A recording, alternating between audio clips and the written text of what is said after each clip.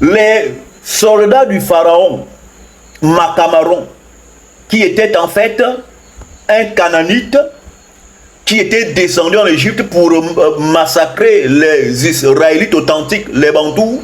Ces soldats représentaient les spermatozoïdes qui ne fécondent pas l'ovule et qui justement meurent là-dedans, dans la mer Rouge, donc dans les tréfonds vaginaux.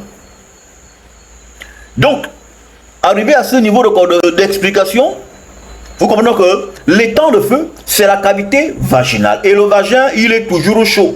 Il est toujours en feu. Quand vous y allez, en tout cas, il est chaud. Je ne sais pas comment, pour vous, c'est souvent là-bas, mais moi, je sens que ça chauffe. Et pendant que ça chauffe là, tu es dans le feu. C'est pourquoi l'amour sexuel de la femme s'appelle le buisson ardent. Le buisson ardent, c'est-à-dire que c'est un feu, mais un feu important qui ne se consume pas.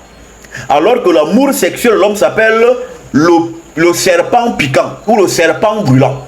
C'est-à-dire, c'est aussi un feu, mais le feu de l'homme est moins intense que celui de la femme. C'est pourquoi vous avez expliqué ici dans les cours passés les raisons pour lesquelles les femmes gémissent plus que les hommes. Car leur amour sexuel est beaucoup plus développé, beaucoup plus important que celui des hommes. C'est pourquoi si vous trouvez un homme gémisseur, qui gémit pendant l'acte sexuel, qui invoque tous ses ancêtres, il faut aller faire des vérifications dans son trou de balle. Si réellement cet espace de lui est en bonne santé. Parce que gémir est un fait féminin et c'est la femme qui parle de l'homme, de Dieu, qui est en train justement de marteler, d'accord, l'ombite.